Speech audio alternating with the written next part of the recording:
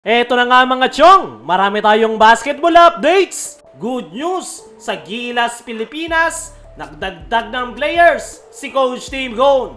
LA Tenorio, super busy ang schedule sa Ginebra, Gilas at Batang Gilas. Eto ngang si LA Tenorio mga chong ay ang hero ng Barangay Ginebra sa nakalipas na Game 6 semifinals kontra San Miguel Birmen. At after niyang maibaon ang kanyang game-winning shot nitong nakalipas na linggo, ay wala ngang panahon para magpahinga etong si Tenorio. Dahil diretso nga ito sa practice ng Barangay Ginebra kahapon, at mas pinatindi nga yung practice ng Ginebra bilang preparation sa paparating na Game 7 semis. Pero aside from practicing with Barangay Ginebra, ay kasama rin ito sa ating national team na Gilas, Pilipinas na nagsimula na rin mag-practice kahapon. Parte nga etong si LA Tenorio sa coaching staff ni Coach Tim para sa Gilas, Pilipinas na naghahanda naman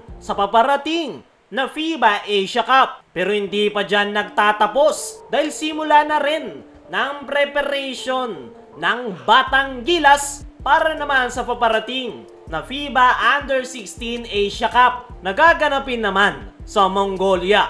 Grabe nga yung schedule netong si LA Tenorio, 3 practice ang kanyang dinaluhan sa loob ng isang araw. Practice ng Ginebra para sa paghahanda sa paparating na Game 7. Parte rin siya ng coaching staff ni Coach Tim sa ating national team. Pagdating naman sa Batang Gilas, ay siya ang head coach. Ayun nga mismo kay LA Tenorio sa kanyang naging latest interview, ay sabay-sabay nga raw yung kanyang schedule nitong nakalipas na Lunes. Practice ng Ginebra, practice ng Gilas, at pag-handle naman sa Batang Gilas. At tanggap nga raw yan ni LA Tenorio. Ganyan daw talaga ang buhay, pero isang araw yung blessings para sa kanya. Kaya naman daw niya yung kanyang complicated schedule, at kahit mag-finals raw ang Barangay Ginebra, ay tuloy-tuloy pa rin daw yung magiging preparation nito kahit pa magsabay-sabay yung kanyang schedule. Para sa akin mga chong, ay grabe yung determinasyon na itong si LA Tenorio.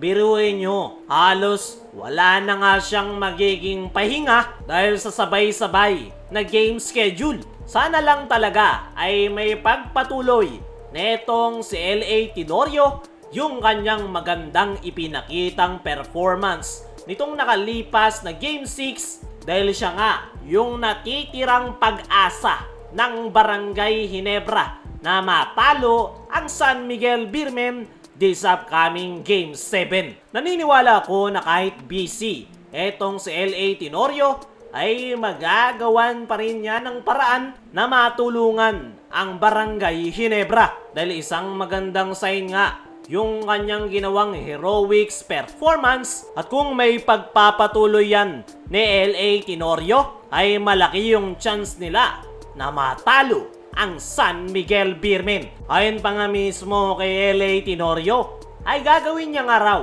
ang lahat ng kanyang makakaya, dahil sino ba naman yung aayaw na makapasok muli sa PBA Finals. Kaya naman all-out performance na nga raw ang ibibigay netong si LA Tenorio, at umaasa ito na mauulit niya yung kanyang magandang performance sa darating na Game 7. Kaya mga chong, ano nga masasabi nyo sa busy schedule netong si LA Tenorio? Ngayong sabay-sabay ang Ginebra, Gilas at Batang Gilas. I-comment mo lang dyan sa ibaba. Dumako naman tayo dito sa kabilang balita. Good news, sa Gilas, Pilipinas, nagdagdag ng players si Coach Tim Gon. Kahapon Lunes ay ang pagsisimula ng team practice ng Gilas, Pilipinas. At ang nakakagulat nga mga chong, ay ang pag-aanunsyo ni Coach Tim na idinagdag nila sa kanilang Gilas pool etong sila Renz Abando, Magnolia Hotshots forward na si Xavier Lucero, at 2 Barangay Ginebra players na sila RJ Abarrientos at Troy Rosario. Ayon nga mismo kay Coach Tim, sa kanyang naging latest interview ay idinagdag nila yung 4 sa kanilang roster para mag-comply sa tournament requirement ng FIBA Asia na long list roster. Sa 4 na idinagdag sa roster ng Gilas Pilipinas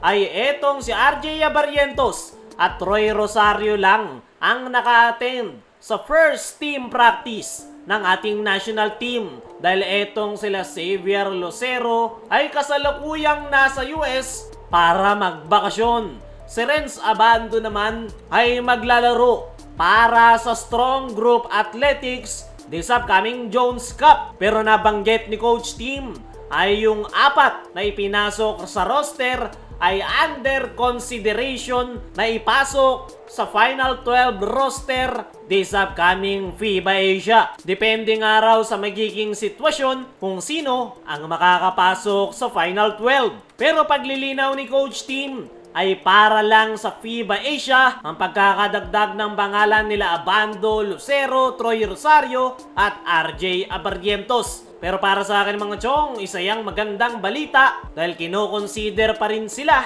ni Coach Tim Cone. Kaya mga chong, ano ang masasabi nyo sa 4 na bagong dagdag sa roster ng Gilas Pilipinas? Ano rin yung masasabi nyo sa busy schedule ni LA Tenorio? Comment mo lang dyan sa ibaba.